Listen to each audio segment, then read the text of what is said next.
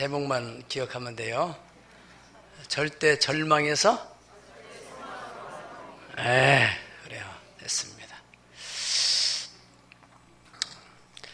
헬조선이라고 하는 신조어가 2010년도부터 시작해서 청소년들 가운데 많이 사용되어진 유행어라고 합니다.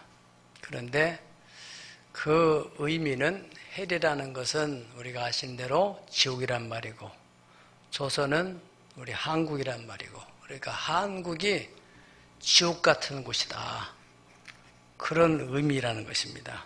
어느 보수 언론에서 청년들을 대상으로 해서 여론조사를 했는데, 정말 우리 한국이 지옥 같은 그런 한국이냐, 거기도 어떻게 생각하느냐, 거기에 대해서 20대 청년들은 90.7% 맞다, 우리 한국은 지옥 같은 곳이다. 30대 청년들은 90.6%, 그러니까 10명 중에 9명은 다 한국이 정말 사람 못 살 곳이다, 그렇게 생각한다는 것입니다. 여러분 어떻게 생각하십니까? 정말 우리나라가 이렇게 살기가 어려운 나라입니까? 아니, 어려울 수는 있죠. 그러나 지옥만큼 살기가 어렵냐는 것이죠. 네. 어제 우리 일본 선교사님이 오셨어요. 그분이 이제 저녁 식사를 하는데, 우리 일본 단기 선교에 다녀오신 분들이 모여서 식사를 대접하고 얘기를 나누는 가운데서 한국으로 올 때마다 어떻게 이렇게 나라가 달라지는지 정신이 없다는 거예요. 그래서 내가 한국에 살고 있는 나도 그렇습니다. 이제 저 지방 같은 데 가면은 내비를 갖지 않으면은 이게 어느 길이 어느 길인지를 알 수가 없을 정도로, 그렇게 얼마 전에 부천을 갔는데 보이지 않았던 큰 빌딩이 소사역 앞에 세워지고 있더라고요. 이야, 언제 저렇게 세웠나. 놀라운 일입니다. 그 일본 선교사님 얘기는 그렇습니다. 일본은 이 국가적으로는 우리 한국에 비해서 훨씬 더 선진국이고 부자의 나라인데, 그분이 20여 년 동안 그 서민들과 함께 목회하면서 지내보니까 서민들의 삶이 얼마나 핍절한지, 힘들게 사는지, 그 자만한 것 하나 가지고도 팔팔팔팔 뜬다는 거예요. 우리 한국 사람들이 웬만하면 뭐 돈 많은 원짜리 쉽게 쓰잖아요. 수년 전에 제가 미국의 어떤 분한테도 들었는데, 미국의 택시를 타고 100불짜리를 내면은 이 사람들이 상당히 당황한다고 그래요. 우리는 돈 10만 원 우습게 쓰는데 미국 사람들도 그렇게 100불을 쓰는 게 쉽지 않다는 거예요. 근데 우리 한국 사람들이 사는 걸 보세요. 우리 한국 서민들, 물론 어려운 분도 많겠지만은 일본 서민들에 비해서는 훨씬 더 잘 써요. 어려운 사람은 어려운 사람들을 잘 살고, 잘 사는 사람들은 잘 사는 사람을 잘 살고, 제가 보는 견해에서 그렇습니다. 우리 교회도 상당히 서민층에 속하는데도 보면은 얼마나 이 넘쳐나는지 모르겠어요. 아이들도 뭐 조금 하면은 막 그냥 막 남아 들어가요. 막 남아 들어가. 잘 사는 거예요. 이런 나라가 지옥이란다면 세상에 얼마나 지옥천지가 되는 거예요. 저는 대한민국 국민으로서 유교동란 일어나고, 이제 또 휴전협정이 3년 후에 53년도 7월 20 며칠에 일어났죠. 휴전협정이 되고 난 후에 제가 한 6년, 7년, 4년 만에 제가 태어났어요. 그러니까 그때도 상당히 어려웠었죠. 철이 들고 이제 초등학교 다닐 때도 참 어려운 시절을 지냈는데, 그때에 비하면은 이게 얼마나 세상이 달라졌는지, 꿈만 같아요. 꿈만 같아. 예. 가끔 몽골을 비롯해서 동남아 지역 가면은 꼭 어렸을 적에 살던 그때가 생각나요. 그 사람들은 지금도 살고 있는 그런 환경에 사는데도 행복지수가 높아요. 그런 행복이라는 것은 환경에 있는 게 아니고 마음에 있는 거예요, 사실은. 예. 어제 제가 볼 일이 있어가지고 신천역으로 간 일이 있었는데, 그 도를 건너가서 신천 역사를 지나서 이렇게 하는데, 이야, 그 밑에 한 4, 50m 에스컬레이터를 쫙 놔가지고, 이야, 우리 신천리가 이렇게 전철에 들어가지고 이렇게 달라질 수가 있을까? 만약에 제가 어렸을 적에 그런 걸 봤다면 하루 종일 안 가고 거기서 타고 올라오더라. 이렇게 좋을 수가 없어요. 예. 이런 나라에 살면서 이게 지옥이란다면 어떻게 되겠어요? 예. 요즘 청소년들은 힘들었던 세상을 살지 않아가지고, 예. 그래서 이 머릿속에 어려움이라는 것이 뭔지 모르는 거예요. 지금이 어렵다고만 생각하는 거예요. 뭔가 비교할 수 있는 그런 게 없어요. 그래서 청소년들을 자꾸 저 못 사는 나라 오지에 비전 트립을 꼭 보낼 필요가 있습니다. 몇 년, 2년 전인가 우리 학생 하나가 몽골에 갔다 와가지고 완전히 달라졌어요. 초등학교 6학년짜리 이제, 아유, 이 사람들은 어떻게 사나. 아유, 이렇게 텐트 속에서 하루 이틀 사는 것도 아니고, 겨울에도 여기서 난다는데, 냉장고, 아유, 샤워는 어디서 하나. 궁금한 게 많은 거예요. 집에 와서는 얘가 완전히 달라져가지고, 아유, 냉장고 열으면 먹을 것이 많지요. 그저 샤워 틀으면 따뜻함을 찬물 나오죠. 그 비교를 해보니까, 우리가 지금 너무 잘 살고 있구나. 그런 환경을 모르는, 지금 그냥 우물한 개구리처럼 이런 데만 있으면 조금만 어려우면 짜증 부리고, 원망하고, 불평하고, 죽고 싶다고 하고, 예. 참 여러분, 우리나라, 현재 우리 나라의 사회 곳곳에 여러 가지 문제들이 많이 있어요. 그건 사실이에요. 제가 보는 관점에서 여러 문제 중에 가장 큰 문제는 나는 청소년 문제라고 생각돼요. 장래 이 아이들이 이제 이 나라를 짊어지고 나갈 텐데, 이런 마인드, 이런 정신 가지고 어떻게 할까? 걱정이 되는 거예요, 사실. 그래서 정부의 교육부 관계된 분들에게 내가 개인적으로 만나면 꼭 이걸 부탁하고 싶은 거예요. 우리 남북 관계를 잘 해가지고 학생들 수학여행, 대학생들 MT는 저 북한에 시골을 좀 보냈으면 좋겠다. 물론 북한에서는 허락지 않겠지요. 자기들의 추한 모습을 안 보여주고 싶지 않아서. 그러나 외교적으로 잘 해가지고 한 사람들 갈 때마다 얼마씩 이렇게 하고, 금강산 개성공단 별 의미가 없어요. 정말 그렇게 이런 환경에서 살아가고 있구나. 똑같은 한반도에서 굉장한 정신적인 충격을 받고 애들이 생각이 달라질 것이라고 생각이 되는 것입니다. 이것이 우리나라를 살리는 길이죠.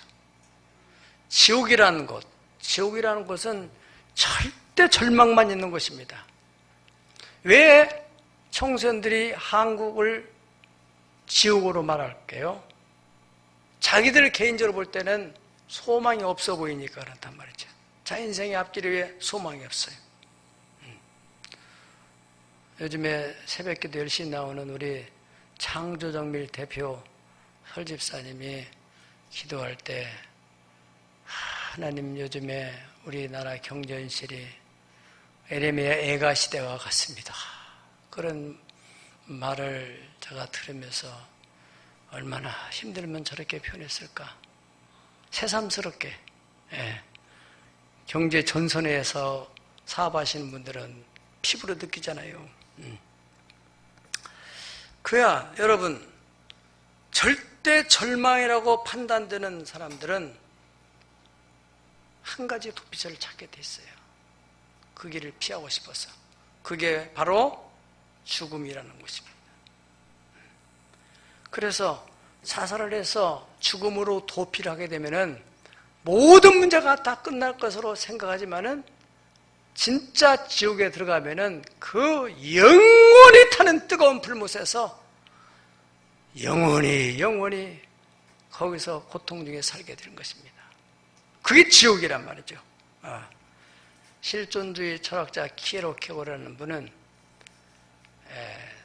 절망이라는 것은 죽음에 이르는 병이다, 그렇게 말했습니다. 소망이 없는 사람, 절망을 가지면 결국에는 그것이 죽음으로 이끌어가게 된다는. 단테 신곡에 지옥의 문이 있는데 그 문 위에 이곳에 들어오는 자들은 소망을 버릴진저, 그렇게 써 있다고 합니다. 그러니까 여기는 소망 있는 사람은 못 들어간다. 절망 있는 사람만 들어가는 것이다. 그래서 그 속에서 영원한 절망 속에서 고통 중에 살아가게 된다는 것입니다.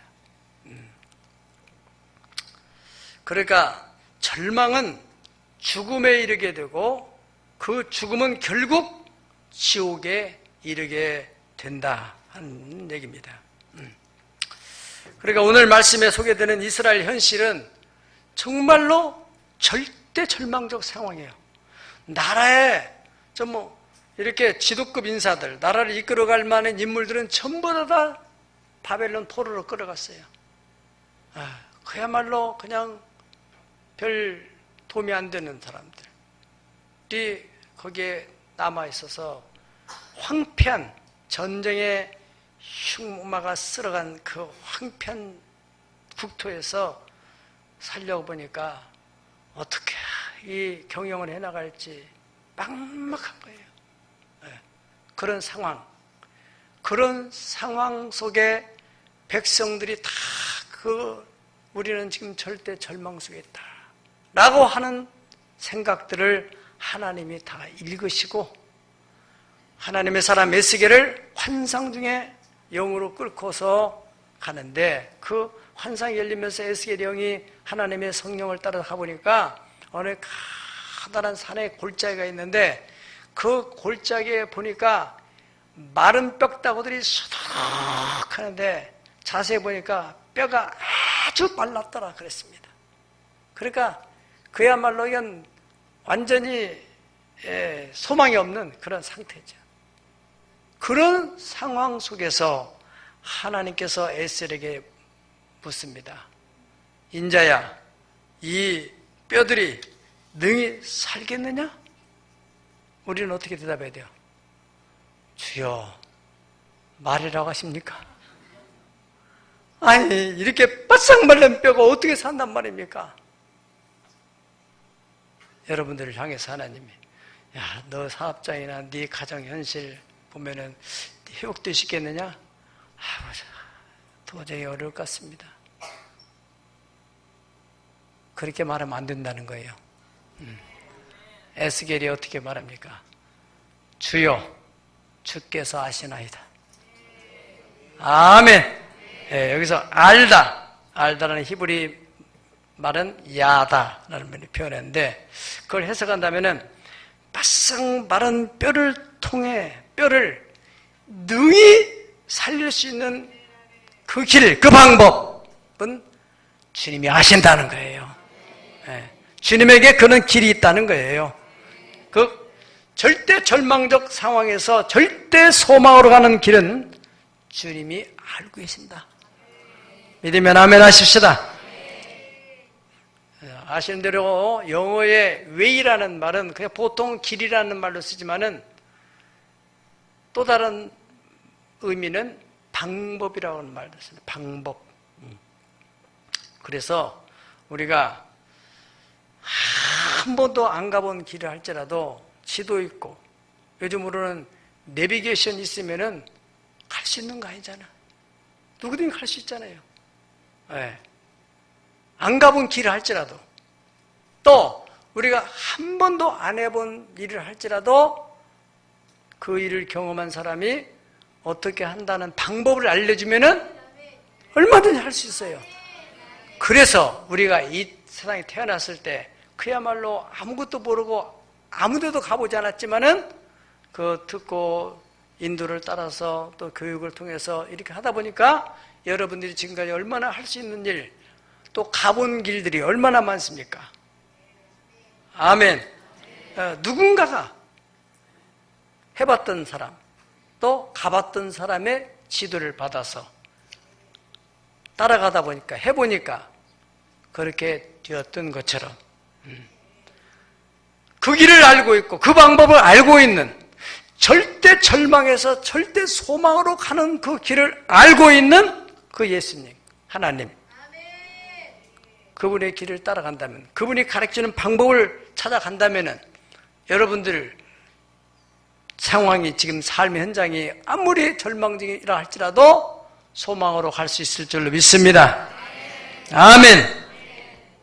절망적인 그 상황에서 절대 소망으로 가는 첫 번째 관문, 그것은 절대 믿음입니다. 따라합시다. 절대 믿음. 그 믿음이라는 보통 믿음이 아니고 절대 믿음이라서 완벽한, 퍼펙트한 믿음이에요.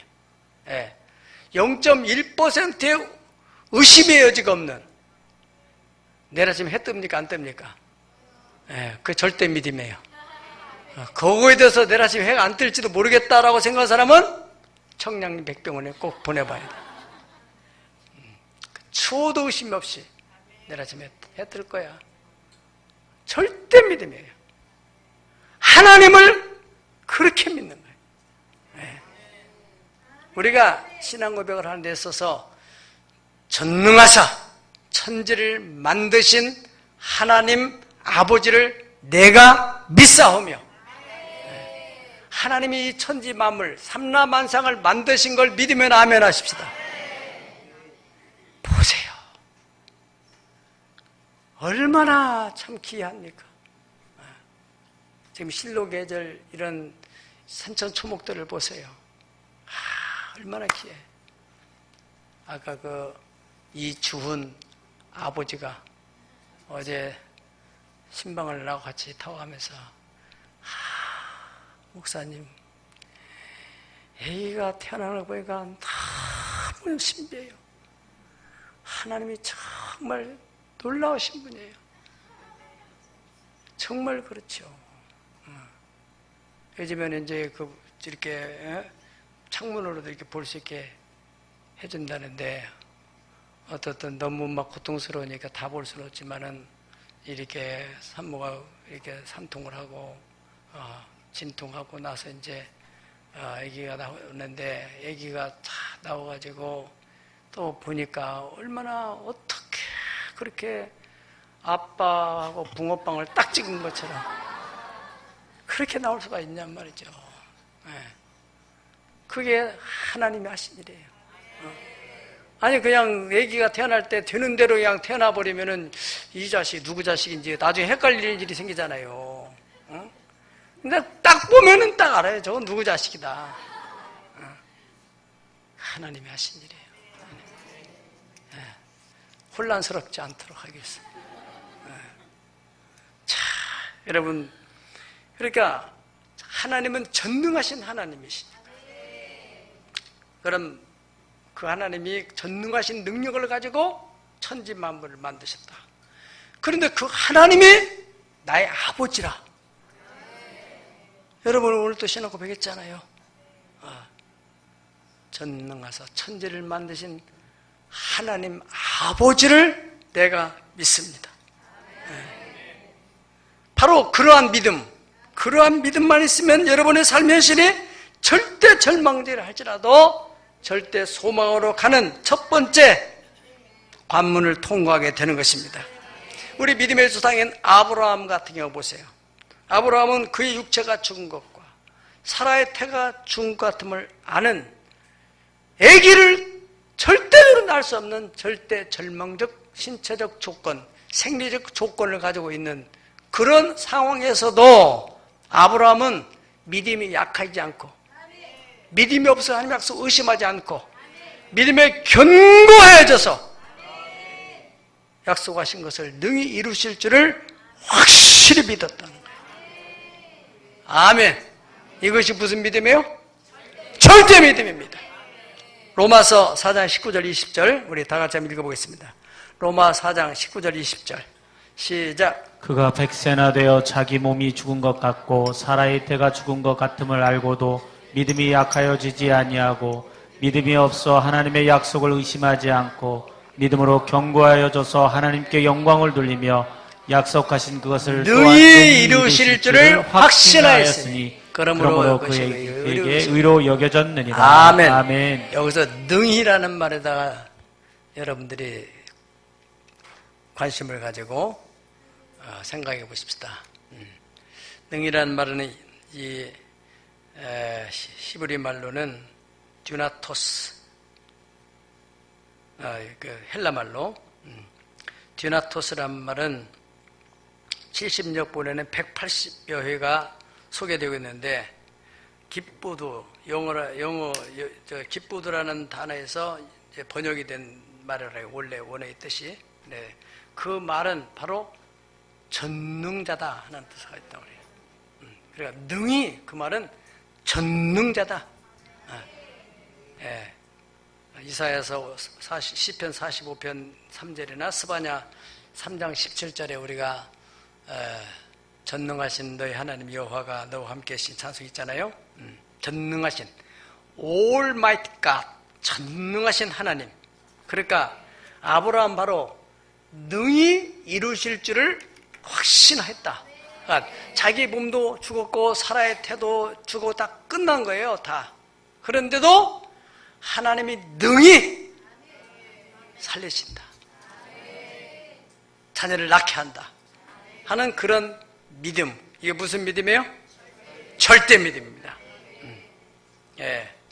그러니까 이러한 절대 믿음을 가진 사람에게 하나님께서 그 믿음을 통하여 역사하시기 때문에 아브라함에게 100세의 아들을 낳을 수 있는 능력을 부여해 주시고, 이런 절대 믿음을 가졌던 모세에게 홍해가 갈라지는 역사를 해주시고, 이런 절대 믿음을 가지고 있던 여호수아에게 요단강이 갈라지게 하시고, 절대 믿음을 가졌던 히스기야 왕에게 아수르 군대가 18만 5천 명이 예루살렘을 완전히 포위해서 이제는 더 어찌할 수 없는 그런 상황에서도 하나님이 도우시면은 능히 이길 수 있다, 능히 이길 수 있다, 이 면을 가지고 기도함으로 하나님께서 하룻밤 사이에 18만 5천 명의 그 대군을 송장으로 만들었다. 믿으면 아멘 하세요. 성경에 기록된 말씀입니다. 예. 우리가 요한복음 11장 보면은 마르다 또 마리아가 사는 집 호주가 되시는 나사로가 죽어서 나흘이 돼가지고 완전히 시체가 부패돼서 이런 생리 기능을 할 수가 없는, 그야말로 모든 게 다 끝나버린 그런 상황에서 예수님께서 찾아오셔서 나는 부활이요 생명이니 나를 믿는 자는 죽어도 살겠다. 이것을 네가 믿느냐? 이것을 네가 믿느냐? 네가 믿으면 하나님의 영광을 보리라. 돌을 옮겨 놓아라. 그런 믿음, 절대적인 믿음, 죽은 자도 살리시는 부활의 주님 믿고 돌을 옮겨 놓을 때 예수님께서 나사로를 살리신 걸 믿으면 아멘 하십시다. 네. 이게 바로 전능자를 믿는 믿음입니다. 하나님께서 아브라함에게 그렇게 천사를 보내가지고 내년 이맘때가 되면은 네 아내 사라가 아들을 낳게 될 거다. 아브라함은 믿어서 안 믿어요? 믿었지. 그런데 그런 얘기를 믿음 없는 사람은 안 들어야 되는데, 사라가 장막 뒤에서 있다가 들었어요. 그 얘기를. 픽 웃는 거예요. 아니 저희가 지금 내 지금 이 신체 상태를 알고 하는 거예요? 모르고 하는 거예요? 내가 경수가 끊어지고 언제가 되고 지금 나는 할머니고 모든 게 지금 숨만 붙어 있지. 내가 여자 구실이나 사람 구실도 하기가 지금 힘들 판인데 뭐 나한테 내년, 그것도 내년에. 그러니까 천사가 사라한테 가가지고 사라야 여호와께 능치 못한 일이 있겠느냐? 능치 못한 일. 전능자가 그걸 못하겠느냐? 아무것도 없는 곳에서 창조하시는 그 하나님이 너 그 늙은 몸 하나 희생시키지 못하겠느냐? 그 말이죠. 예. 근데 왜 웃냐? 그러니까 또 어떻게 거짓말은 더 잘하는지 안 웃어 싸움나이다. 그러면 하나님도 넘어가야 되는데 네가 웃었느니라 또 재밌죠? 예, 우리 창세기 18장 9절에 15절까지 한번 보시겠습니다. 예, 읽어보십시다. 시작. 그들이 아브라함에게 이르되 네 아내 사라가 어디 있느냐 대답하되 장막에 있나이다. 그가 이르시되 내년 이맘때 내가 반드시 내게로 돌아오리니 내 아내 사라에게 아들이 있으리라 하시니 사라가 그 뒤 장막문에서 들었더라. 아브라함과 사라가 나이가 많아 늙었고 사라에게는 여성의 생리가 끊어졌는지라. 사라가 속으로 웃고 이르되 내가 뇌세하여 내 주인도 늙었으니 내게 무슨 즐거움이 있으리요. 여호와께서 아브라함에게 이르시되 사라가 왜 웃으며 이르기를 내가 늙었거늘 어떻게 아들을 낳으리요 하느냐. 여호와께 능하지 못할 일이 있겠느냐. 기한이 이를 때에 내가 네게로 돌아오리니 사라에게 아들이 있으리라. 사라가 두려워서 부인하여 이르되 내가 웃지 아니하였나이다. 이르시되 아니다 내가 웃었느니라. 아멘. 아멘. 여러분 아브라함은 절대 믿음을 가지고 있었어요. 그런 믿음의 조상이죠. 여러분들 믿음 믿는 사람은 아브라함과 함께 복을 받는다 그랬어요. 네.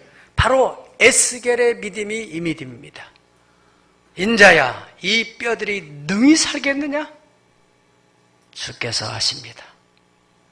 주께서는 그 절망적인 상황을 절대 소망으로 이끌어 갈 수 있는, 변화시킬 수 있는 그런 하나님이시라는 것을 나는 믿습니다. 아멘. 바로 이 믿음을 통해서 하나님은 두 번째 길로 또 인도하신데, 이것이 이 첫 번째 관문을 통한 사람에게는 하나님이 두 번째 관문, 절대 순종의 관문이 있습니다. 따라 절대 순종의 관문. 요한복음 2장 1절에 12절까지 보면 가나 혼인잔치에 대한 얘기 나오는데요. 거기에 이 혼인잔치에 술이 떨어졌어요. 포도주가 떨어졌단 말이죠. 네.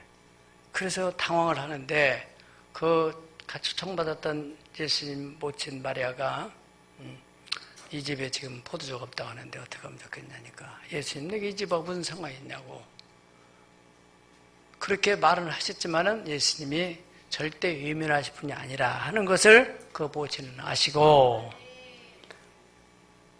거기 일하는 하인들을 향해서 중요한 얘기를 하시는데,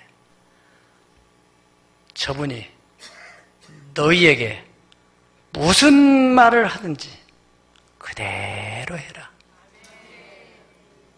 아주 중요한 얘기입니다. 그래서 잠시 있다가는 그 하인들에게 저 항아리에다가 물을 채워라. 아니 포도주 항아리에도 지금 포도주가 없는데 물 채워서 먹겠다는, 물 먹이겠다는 건가요? 아니 포도주 항아리에 왜 물을 채워요? 그렇게 말하면 돼 안 돼요? 하인들이 말할 수도 있지요. 그런데 마리아가 했던 그 주의사항에 대해서 듣고 무슨 말씀을 하시든지 그대로 해라. 그대로 순종해라. 아멘. 네. 그분이 흙을 채우라면 흙을 채우고 돌을 채우라면 돌을 채우고 나무를 채우라면 나무를 채우고 무슨 말씀을 하시든지 그대로 하라. 여러분 이 시대에는 사람들이 너무 똑똑해요. 이성이 너무나 영성을 앞서요. 영성이 이성을 통제하지 못해요. 그래서 먼저 하나님을 생각하기보다는 내 머리에서 계산하는 거예요. 이건 안 되지. 그러면 안 되는 거예요.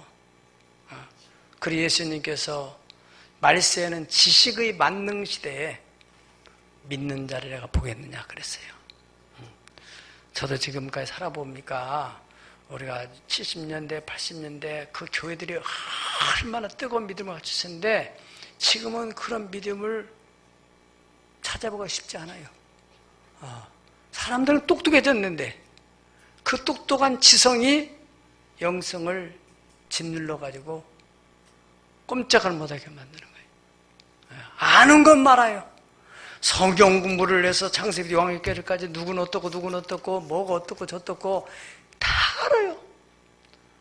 그 말씀이 도움이 안 되는 거예요. 이 말씀은 믿는 자 속에서 역사한다는데 믿음의 마음을 갖지 않으니까 역사가 안 되는 거죠. 믿어야 순종할 수 있는데 믿어지지 못하니까 순종이 안 되는 것이죠. 우리는 보통 죄하면은 뭐 도둑질하고 강도질하고 간음하고 뭐 이런 것만 죄 생각하는데 영적으로 볼 때 그거는 세상 윤리 안에서도 다 죄예요. 성경 그 정도 수준이 아니에요. 성경의 수준은 믿음이 없는 거, 순종하지 못하는 것이 얼마나 큰 죄인지를 몰라요. 그것이 그 죄가 하나님께로부터 오는 좋은 것을 가로막고 있다는 거예요. 네. 예레미야 5장 24절 25절을 보시겠습니다. 보세요. 너희 마음으로 우리에게 이른 비와 늦은 비를 때려 따라 주시며 우리를 위하여 추수 기한을 정하신 우리 하나님 여호와를 경외하자.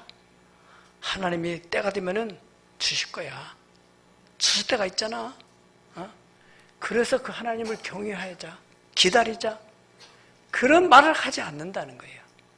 그러니까 이렇게 믿음 없는 이런 불신앙이 너희 허물이 바로 이러한 일들을 물리쳤고 너희에게 오는 너희의 죄가 너희로부터 오는 좋은 것을 막고 있다. 곧 불신앙이 하나님부터 오는 좋은 것들 축복을 막고 있다는 거예요. 알량한 지식이 내가 다 아는데 안 돼. 고린도후서 10장 4절 6절을 보시겠습니다. 다 같이 읽어보겠습니다. 고린도후서 10장 4절 6절 시작. 우리의 싸우는 무기는 육에 속한 것이 아니요 오직 어떠한 견고한 진도 무너뜨리는 하나님의 능력이라. 모든 이루를 무너뜨리며 하나님이 아는 것을 대적하여 높아지는 것을 다 무너뜨리고 모든 생각을 사로잡아 그리스도에게 복종하게 하니 너희의 복종이 온전하게 될 때에 모든 복종치 아니하는 것을 벌하려고 준비하는 중에 있노라. 아멘. 아멘. 모든 복종치 않는 것 그것이 바로 여러분의 삶에 복이 오는 통로를 막고 있는 장애물 곧 견고한 진입니다. 그 견고한 진을 무너뜨리려면은 너희 복종이 온전하게 될 때 너희가 하나님을 아는 거, 나름대로 하나님을 아는 거 그걸 가지고 대적하고 그러니까 예수님 당시에 가장 예수님을 힘들게 했던 사람들이 서기관 바리새인들이에요. 하나님에 대해 잘 모르는 이방인들이 아니에요. 나름대로 잘 알고 있는 그 사람들이 예수님을 그렇게 힘들게 한다 이거야. 오늘날도 마찬가지입니다.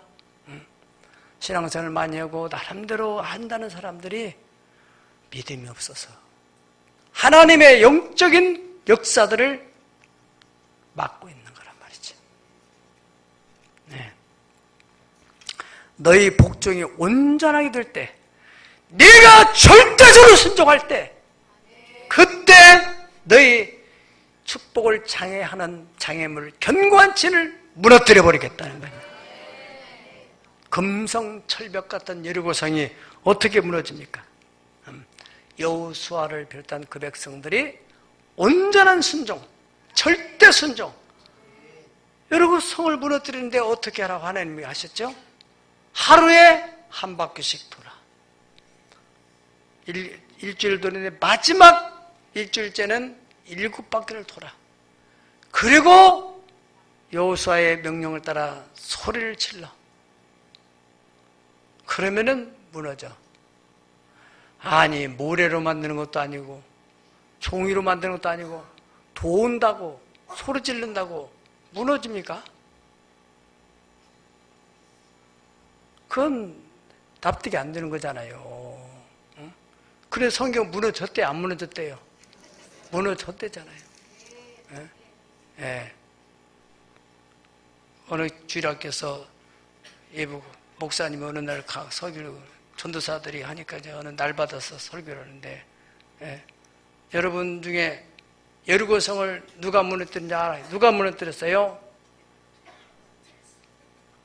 제가 안 했는데요. 애들 얼굴이 전부 다 그러겠어요. 너 좀 얘기해봐. 저 안 했는데요.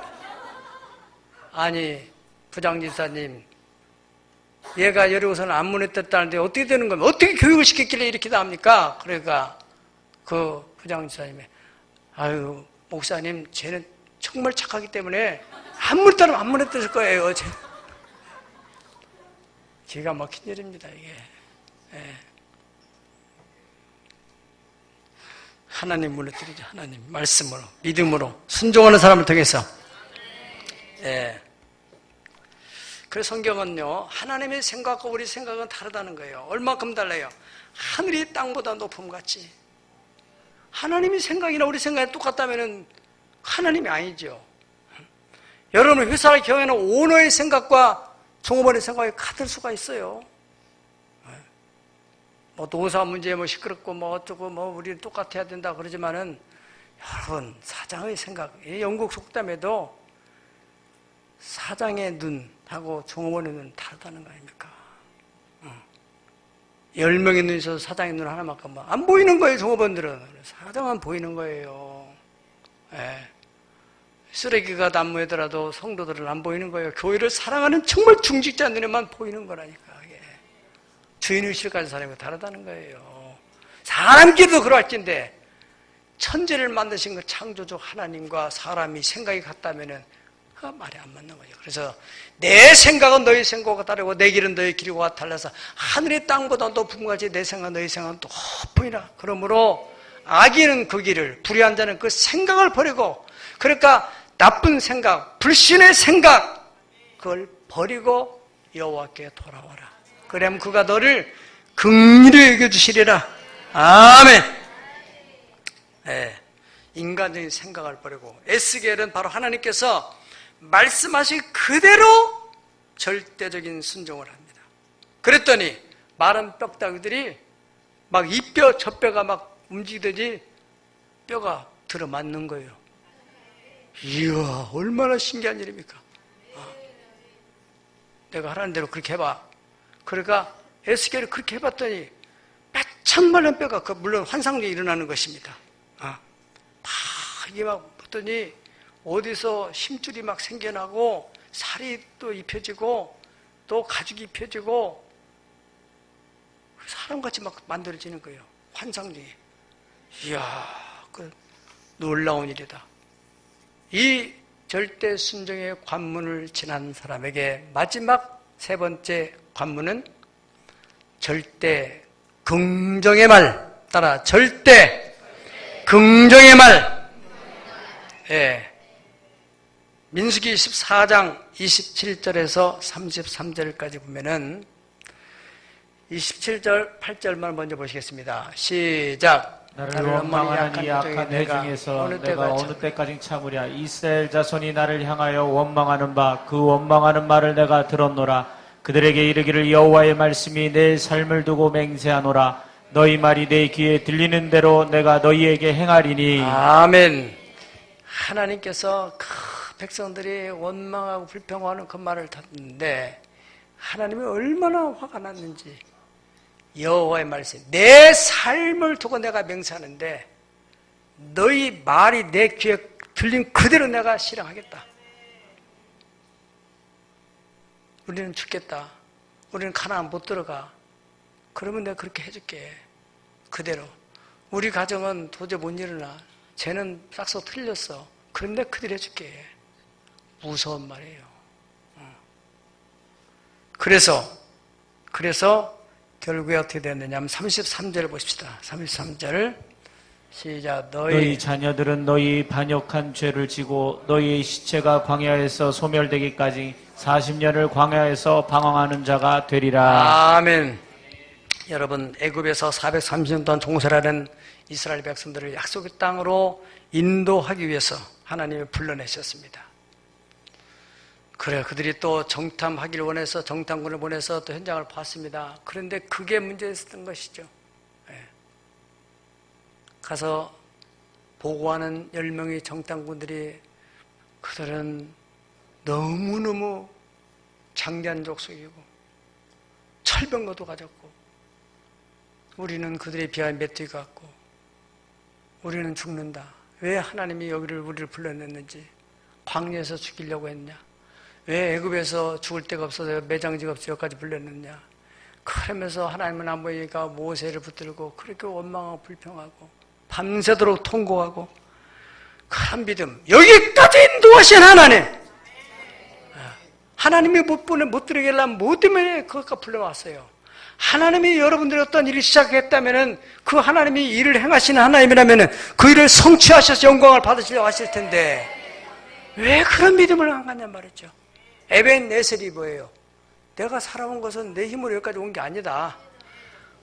이제 내가 산 것도 주님의 크신 은혜. 이제 내가 산 것도 주님의 크신 은혜라. 주를 믿게 된 것은 더욱 더 크신 은혜라. 넘치는 주의 사랑, 놀라운 주의 은혜, 날마다 경험하며 주께 감사합니다.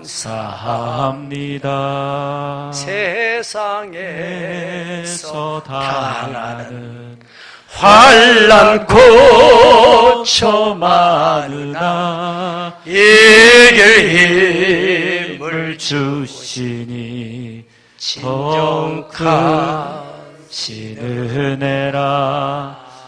답답할 때 기도로, 쓰러질 때 손길로 어루만져 주시니 주여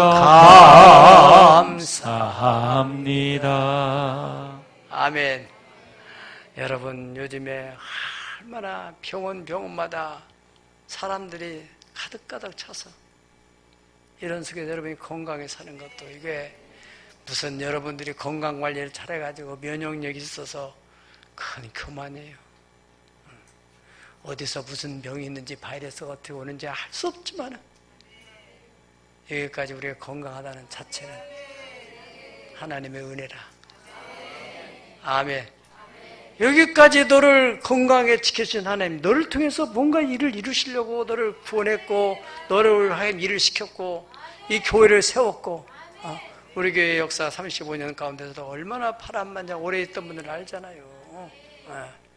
저는 정말로 제가 제 개인에게, 제 자신에게도 절대 부정적인 말을 해본 적이 없는 것 같아요. 하나님은 살아계신다. 하나님은 우리를 통해서 계획한 일이 있다. 아멘. 그 일을 하나님 반드시 이루실 것이다. 여러분, 이스라엘 백성들이 살인죄나 강도질 같은 그런 죄를 져서 그들이 광야에서 심판받아 준 게 아닙니다. 부정적인 말, 그것이 죽음으로 몰아넣게 됐다는 사실입니다.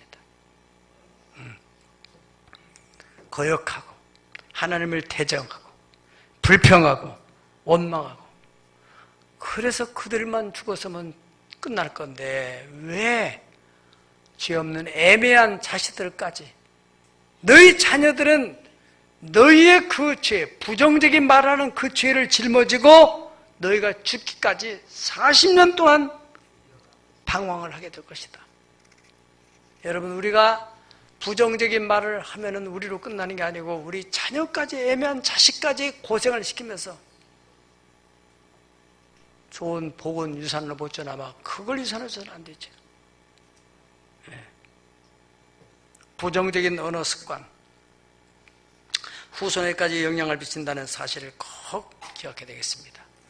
철학자 하이데커는 언어는 존재의 근거다 그렇게 말했는데, 동양의 성자 공자 선생은 사람의 말이 곧 그 사람이다 그렇게 표현했습니다. 심리학에서는 언어를 자기 충족적 예언 그렇게 표현했습니다. 따라합시다. 자기 충족적 예언.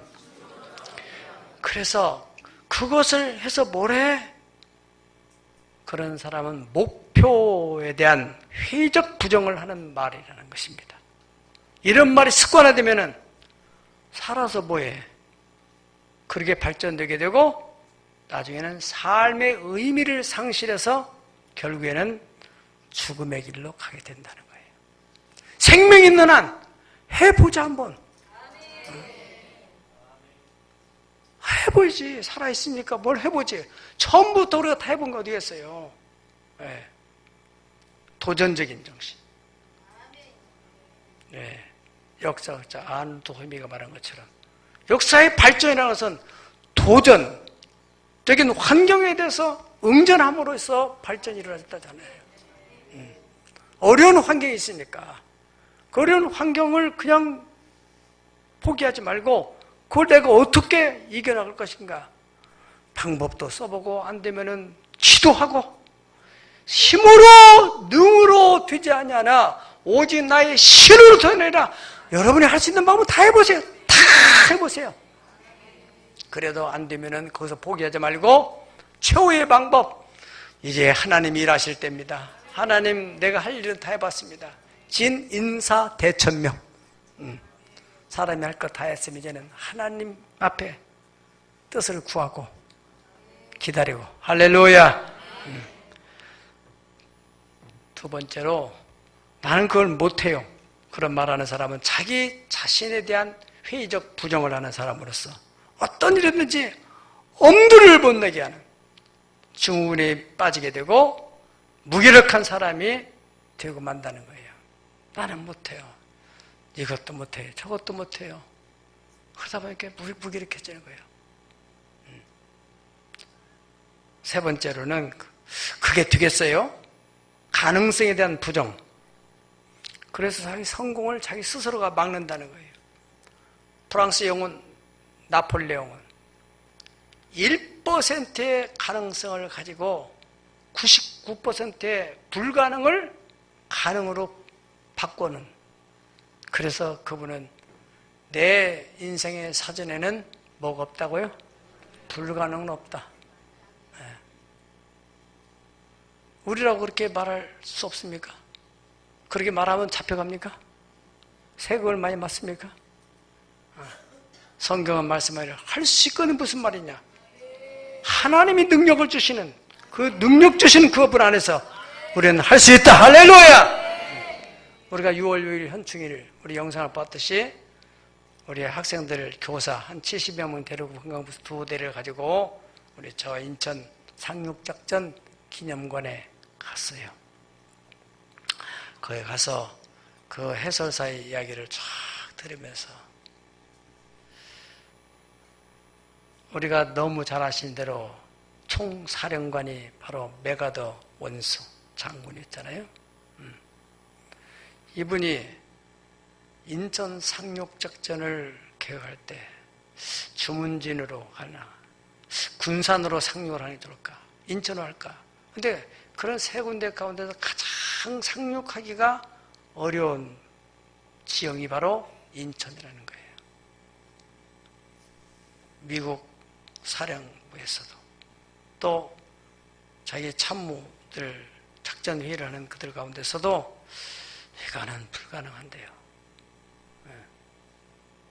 그 성공할 확률이 5,000분의 1이라는 것입니다. 5,000번 하면 하나 가능성이 있을까 말까 하는 그렇게 불가능한 그런 상황에서 이분이 굉장한 신앙인입니다. 제가 이번에도 새삼스럽게 깨달았는데 거기 설계 설명해 준 해설사 그분이 그러대요. 그분이 메가다 장군이 평생 썼던 그 모자가 있는데 아버지가 물려준 모자래요. 아버지도 군인이었고 아주 신앙이 돈독한. 그래서 우리 이승만 박사하고 아주 코드가 잘 맞아요. 그분도 신앙이 돈독한 하나님 절대주의적인 사람이에요. 하나님이 도심은 이기시다. 그리고 인천으로 가야 될 이유는 인천을 들어가야만이 빨리 서울을 수복할 수 있다. 그래서 9월 15일 날 결단을 내리고 인천으로 상륙하는 겁니다. 간만에 차가 심해가지고 물이 이렇게 밀물 때 물이 들어올 때 그 2시간 딱 지나면은 바로 또 물이 빠지니까 2시간 내에 전부 상륙을 해야 되니까 이게 보통 일이 아니라는 거예요. 전략을 짜가지고 어떻든 간에 상륙작전 성공해서 그 후로 13일 만에 서울을 수복해서 9.28 서울 수복 거기다가 인공기를 내리고 시청에 태극기 유엔기를 다 꽂게 되는 할렐루야. 한 사람의 그 믿음, 절대적인 긍정을 가진 그런 믿음, 그 사람으로 인해서 우리 한국이 이렇게 참 하나님의 특별한 은혜로 해방을 우리가 자유롭게 됐는데 만약에 그때 공산화가 됐더라면 우리가 어떻게 될 뻔했습니까? 한 사람이 한 사람. 여러분 가정, 여러분의 회사, 여러분의 뭐 직장 누구 탓하지 마세요. 믿음의 한 사람. 에베소 4장 29절은 말합니다. 더러운 말은 너 입 밖에 내지 말고 오직 덕을 세우는데 소용대로 선한 말을 하여 듣는 자에게 은혜를 끼치게 하라. 더러운 말이라는 것 헬라어 말로 사프로스, 썩은, 부패한, 쓸모없는, 부적절한, 낡은, 무익한, 무가치한, 매우 나쁜 그런 의미를 가지고 있다는 겁니다. 더러운 말의 반대말은 깨끗한 말이죠. 깨끗한 말을 영적으로 해석을 한다면 긍정적인 언어. 아멘. 베드로전서 3장 10절 그러므로 생명을 사랑하고 시작 생명을 사랑하고 좋은 날 보기를 원하는 자는 혀를 금하여 악한 말을 그치며 그 입술로 거짓을 말하지 말고 아멘. 생명을 사랑하고 좋은 날 보기를 원한다면 내 인생의 미래에 좋은 날을 보기 원한다면 무엇보다도 혀를 금해라. 악한 말, 부정적인 말은 입 밖에도 내지 말아라. 베드로전서 4장 11절에서는 만일 누가 말을 하려면은 하나님의 말씀을 하는 것 같이 해라. 아멘. 하나님 말씀을 하는 거죠. 그러니까 하나님 말씀을. 여러분 우리가 쓰는 최고의 언어는 하나님의 말씀이에요. 말씀. 거룩한 말씀. 바로 이 절대 절망적 상황에서 그 마른 뼈들을 향해서 에스겔이 하나님의 그 말씀을 그대로 대언을 합니다. 그랬더니 그 말씀에서 마른 뼈다구들이 서로 연결하고 힘줄이 생기고 살이 오르고 생기가 들어가서 큰 군대가 되더라. 할렐루야. 11절 우리 한번 보실까요? 11절. 네. 그러므로 또 내게 이르시되 시작. 또 내게 이르시되 인자 이 뼈들은 이스라엘 온 족속이라. 그들이 이르기를 우리의 뼈들이 말랐고 우리의 소망이 없어졌느니 우리는 다 멸절되었다 아멘. 하느니라. 이건 지금 환상에 대한 해석입니다. 인자야 이 뼈들, 이 마른 뼈, 바싹 마른 이 뼈들은 이스라엘 족속이다. 바로 그들이 그런 상황을 직시하고 말하기를 우리 뼈들이 말랐고 우리 소망이 끊어졌다. 곧 절대 절망적 상황이다. 그렇게 말한다는 거예요. 12절. 그러므로 시작. 그러므로 너는 대언하여 그들에게 이르기를 주 여호와께서 이같이 말씀하시기를 내 백성들아 내가 너희 무덤을 열고 너희로 거기에서 나오게 하고 이스라엘 땅으로 들어가게 하리라. 아멘. 아멘. 그들의 그 무덤이 어디입니까? 역사적으로 현실적으로 어디죠? 하나님이 지금 그 무덤에서 무덤을 열고 나오겠다. 그게 어디예요? 바벨론이죠. 바벨론. 바벨론에서 너희를 나오게 해서 이스라엘 땅으로 들어가야 한다. 내 백성들아, 내 백성들아, 내가 너희 무덤을 열고 너희로 거기서 나오게 한즉 너희는 내가 여호와인 줄 알리라. 아멘. 네. 인자야, 이 뼈들은 바로 이스라엘 족속이다. 이 바싹 마른 이 절대 절망적 상황. 여러분, 우리의 삶의 현실이 절대 절망적인 그런 무덤과 같은 현실할지라도 절대자, 전능자, 인자야 이 뼈들이 능히 살 줄을 네가 믿느냐? 하신 하나님의 말씀에 대해서 절대 믿음을 가지고 반응하며 그분이 주시는 감동과 말씀에 대해서 절대 순종하고 부정적인 말을 입 밖에도 내지 말고 그 말씀을 그대로 태어나고 선포하고 그러면은 절대 절망적인 상황에서 절대 소망으로 가는 길이 열리게 될 줄 믿습니다. 그때 여러분들은 정말 하나님은 살아계신 분이구나. 여러분 주변에서 빈정대던 사람들도 이야 저 집 보니까 저 회사 보니까 정말 하나님이 살아계시네. 여러분을 통하여 주변에 많은 사람들의 주님께로 돌아오는 축복의 통로가 될 수 있기를 예수의 이름으로 축원합니다. 축원합니다. 기도하겠습니다.